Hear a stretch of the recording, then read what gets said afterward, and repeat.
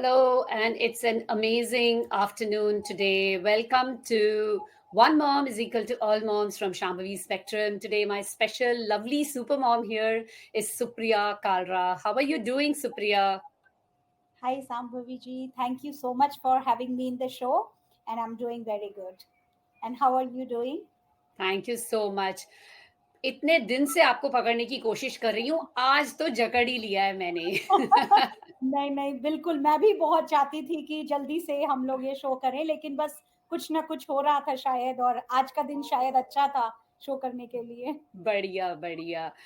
तो सुप्रिया, ये कुछ अपनी जर्नी के बारे में बताइए और ताकि हमारी ऑडियंस को पता चले कि आप यहाँ पे कैसे आईं और आप यहाँ पे कितना बड़ा काम कर रही हैं और वो भी ऐसे फील्ड में जहाँ पे लोग आजकल ज़्यादा अटेंशन नहीं दे पाते हैं, हालाँकि वो चाहते हैं कि वो इस बात को अटेंशन दें। तो tell me little bit about yourself and when did you come to Dubai?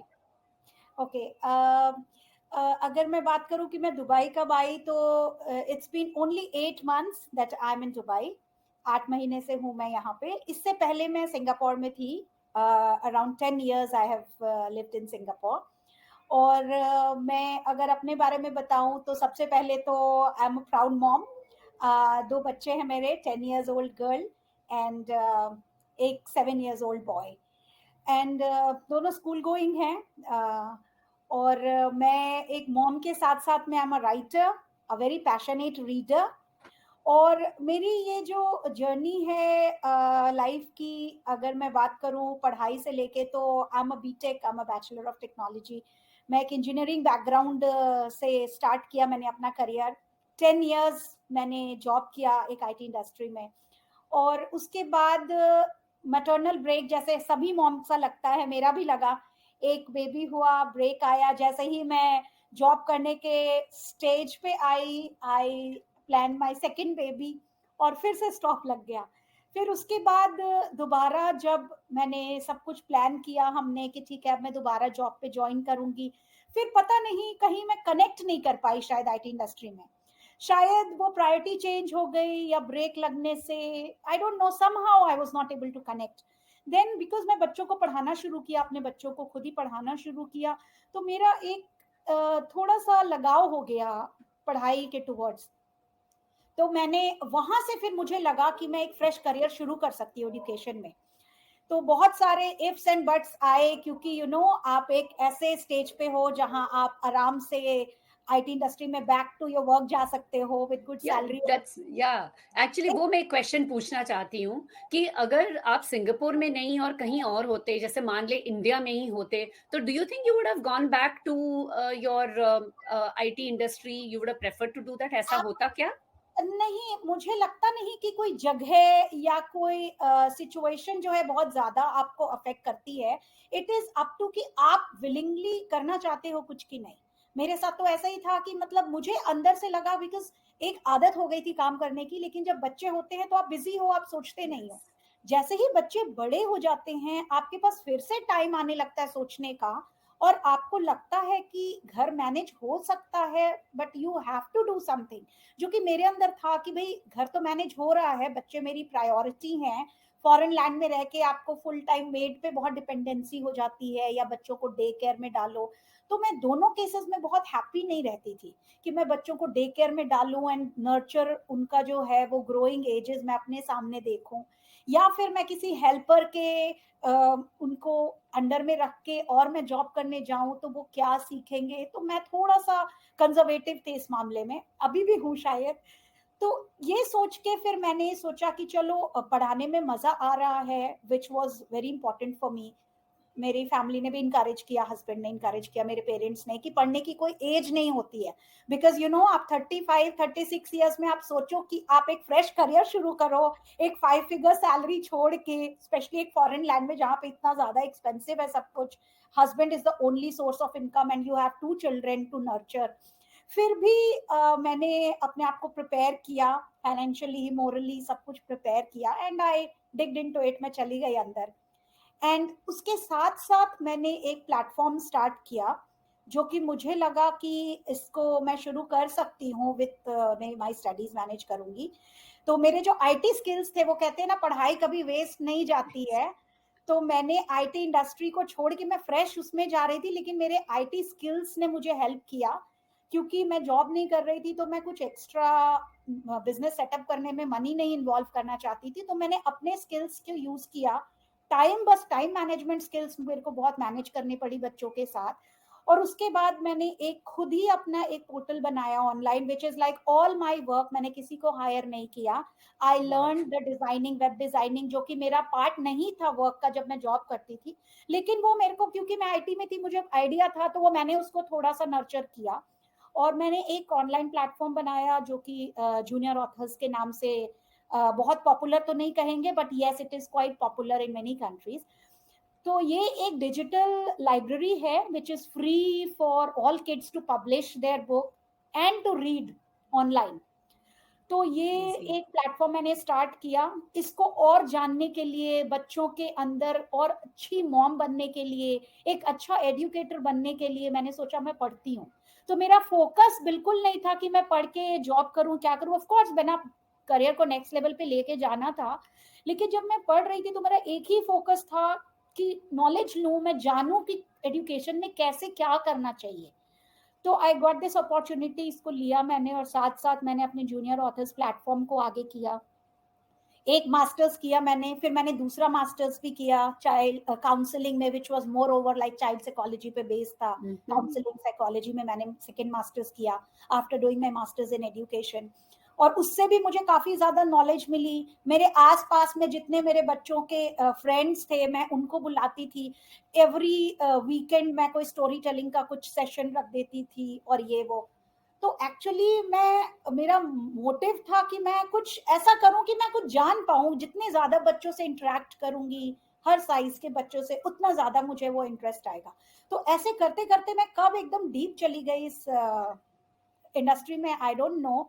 But आज I am very happy and very content. I am doing my PhD now in counseling psychology, which is very much related to education and nurturing children towards education.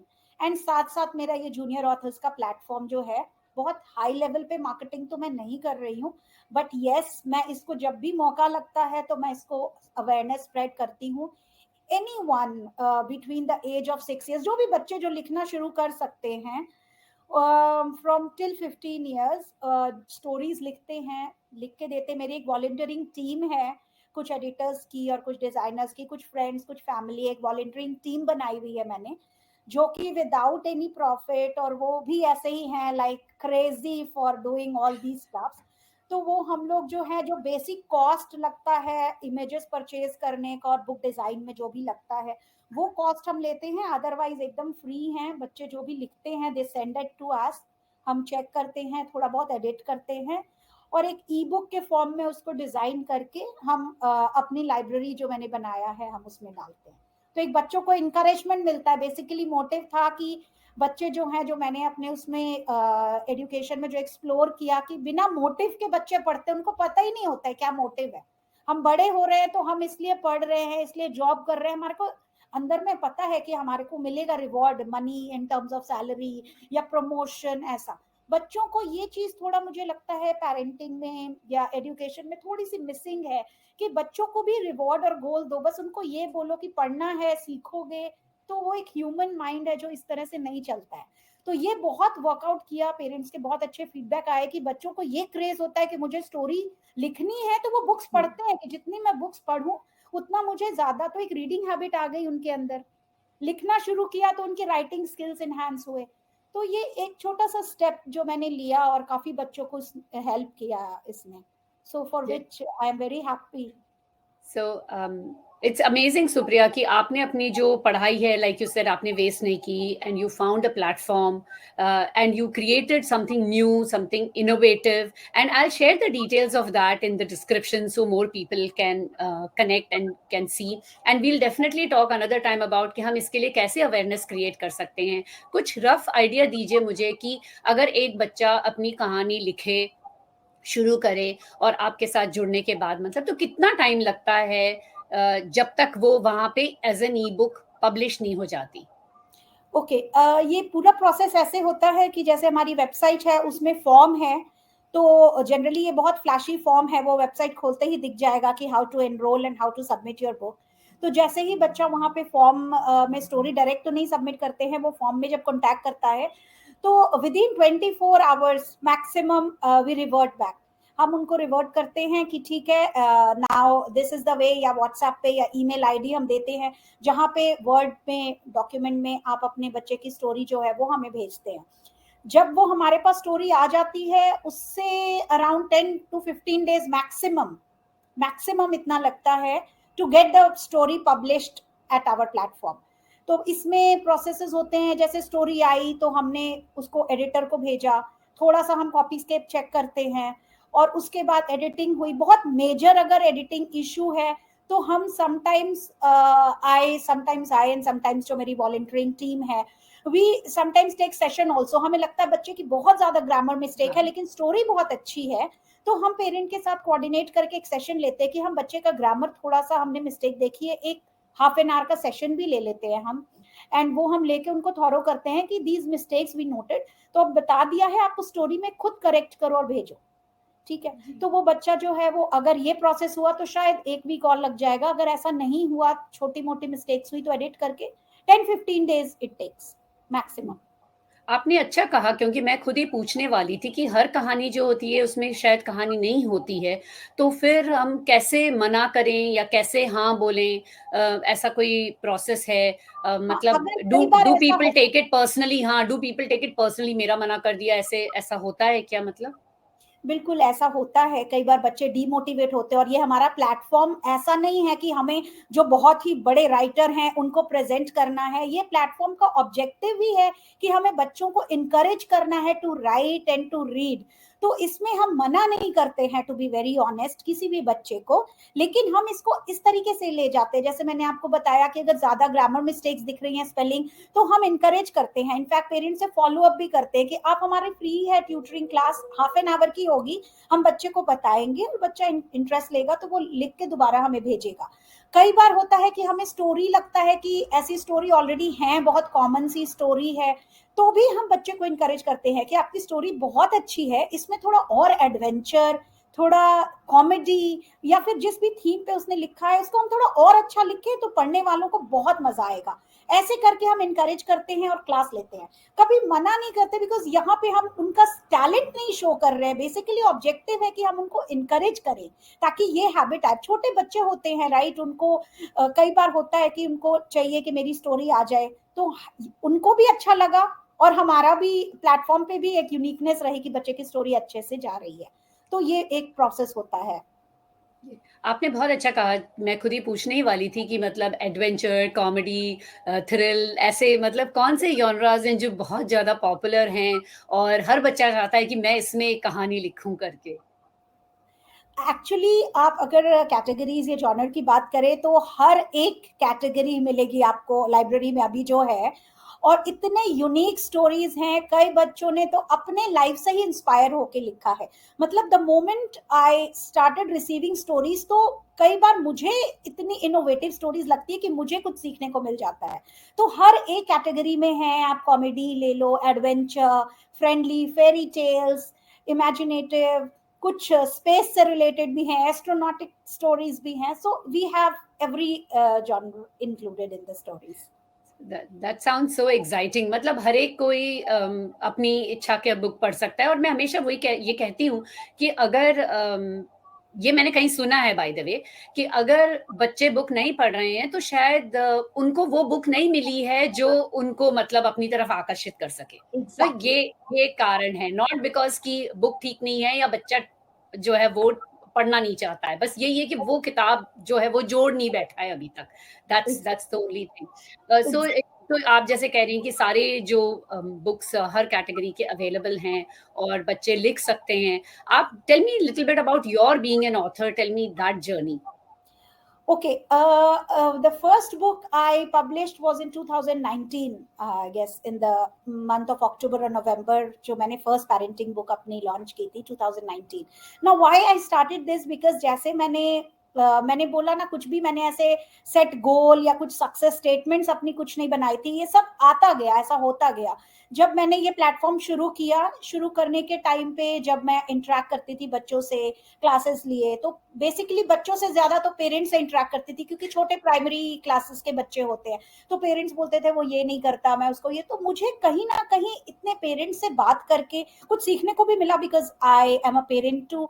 और मुझे कहीं ना कहीं लगा कि कुछ चीज मिसिंग है, जो इतने बच्चों के अंदर पोटेंशियल है, वो कहीं ना कहीं वो लिमिटेड हो रही है, नॉट ओनली बिकॉज कि बच्चों को अपॉर्चुनिटी नहीं मिलती या स्कूल ऐसा है।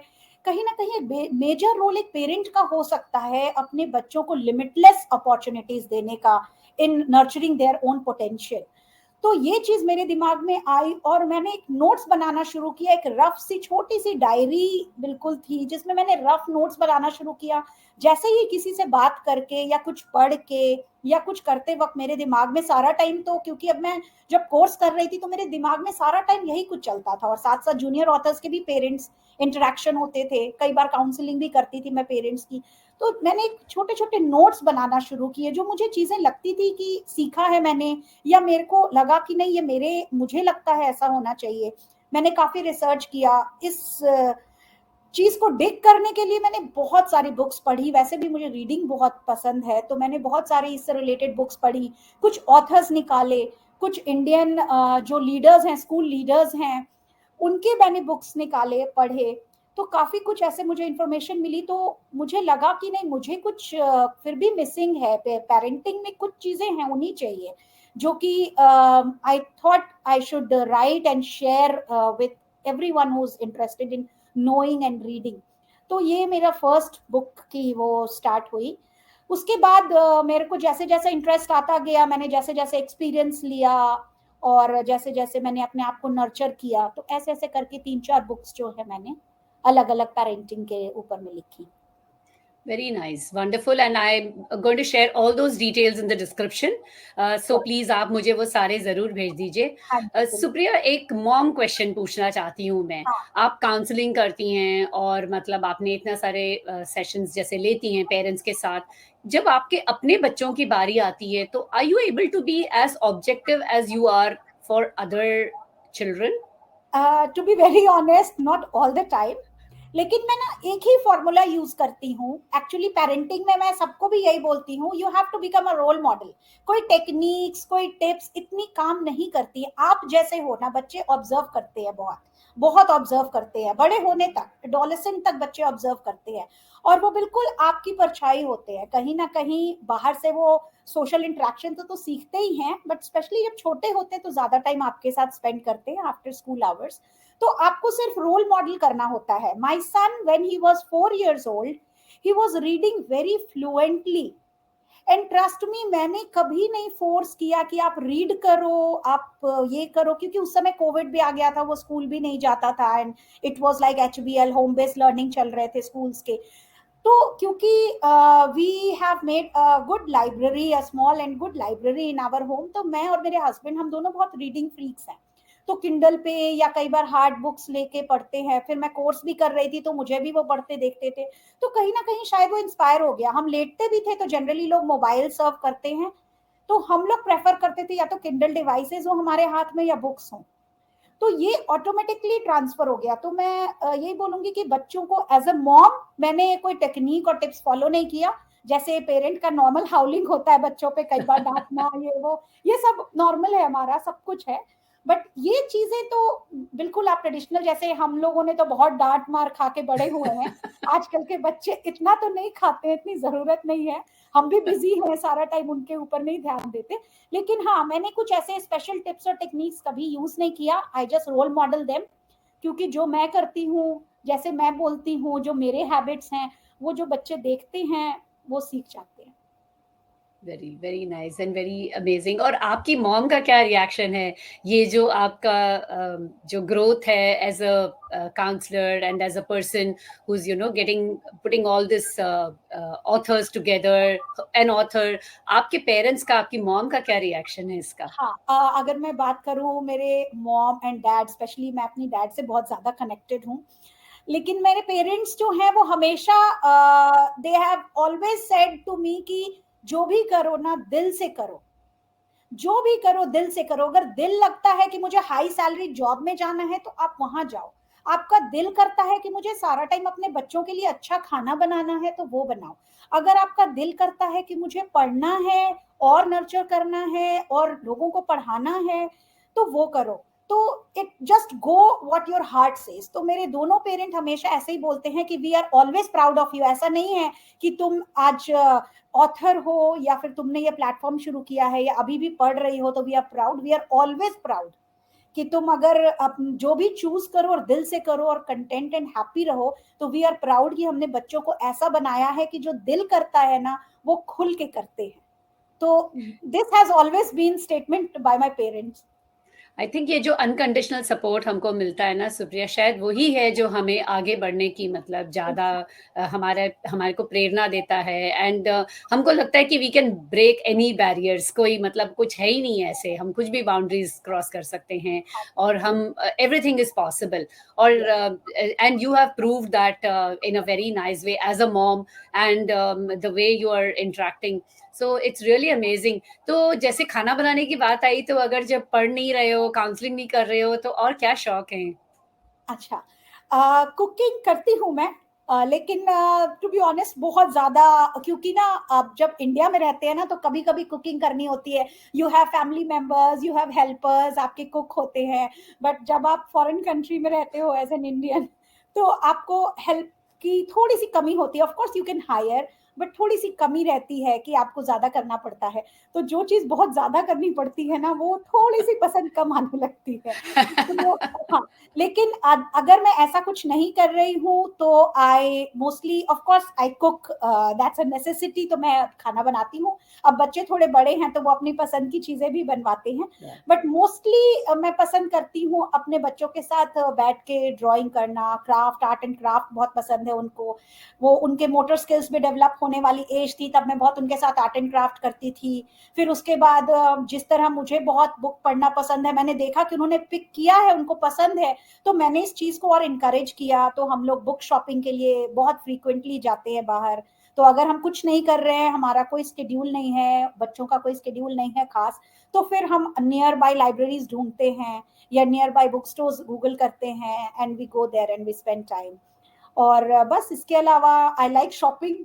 तो कभी और थोड़ा मौका मिल जाता है and someone is at home to watch my kids then I go for shopping. Very nice. It's I'm so grateful you spend so much time in this session. One mom is equal to all moms. Last कुछ message बोलना चाहती हैं आप हमारे audience को, और जो आप लोगों के साथ आपके और आपके काम के साथ जुड़ना चाहते हैं, कुछ मैसेज देना चाहते हैं, Supriya please go ahead. Okay, message मेरा ये सारी मॉम्स के लिए है, क्योंकि ज्यादातर आप जब मॉम्स से बात करेंगे ना तो एक सेंटेंस होता है, even if you are working और दे आर नॉट वर्किंग, कि टाइम नहीं है, टाइम का बहुत क्रंचेस है। तो ये सेंटेंस मैं सबको बोलना चाहूंगी कि प्लीज ये सेंटेंस बोलना बंद कर दें, क्योंकि जो भी आप बोलते हैं ना आपका माइंड वो एब्जॉर्ब कर लेता है। Being a psychologist I would say, तो आप इसको बोलो कि मैं बहुत फ्री हूँ, मेरे पास बहुत टाइम है, बस टाइम मैनेज करूंगी तो ये भी पॉसिबल हो जाएगा। जैसे ही हम बोलना शुरू करेंगे और पता है बैक ऑफ द माइंड ये पॉसिबल नहीं है, आई एम ऑक्यूपाइड, लेकिन जैसे ये बोलना शुरू करेंगे ना हमारे पास ऑटोमेटिकली टाइम आने लगेगा, बहुत टाइम मिलने लगेगा। And this is tried and tested. और जैसे ही आपके पास टाइम मिलेगा आप अपना फेवरेट हॉबी करें। और अगर आप मॉम है तो बच्चों के साथ क्वालिटी टाइम स्पेंड करें, सिर्फ उनको होमवर्क कराना पढ़ाना ऐसा नहीं करें। तो ये मैं सबको बोलूंगी कि बहुत मॉम्स हैं वो सिर्फ होमवर्क कराती हैं, पढ़ाती हैं, रीडिंग करो, ऐसा नहीं करो। आप या तो रोल मॉडल करो या उनके साथ में love and you know affection वाला टाइम स्पेंड करो। और अगर बुक पढ़ने में बच्चे इंटरेस्टेड हैं तो उनको जूनियर ऑथर्स जो है, मैं वेबसाइट का लिंक आपको दूंगी, आप डाल देंगे, तो वो उस पर आके बच्चे बुक पढ़ सकते हैं। और अगर वो बुक पढ़ के थोड़ा भी इंकरेज होते हैं कि या I also want to publish similar book, so they can contact us and we will be happy to publish their book online. That is such a lovely message for the moms and for the children. And I'm sure more people are going to connect with you. And I look forward to this. Thank you so very much. And we'll say bye today here now. And thanks once again. See you again in another session where we'll have more information and where we'll share more details about your where you've grown by, then I'm sure things will be at an entirely different level. Thank you so much, Supriya. Thank you Bye. so much for having me in the show. I really loved being here. And I am sure my words and our sessions can help children to know and to read more at junior authors if they're interested to read. Definitely, definitely. Thank you. Thank you so much. Thank you.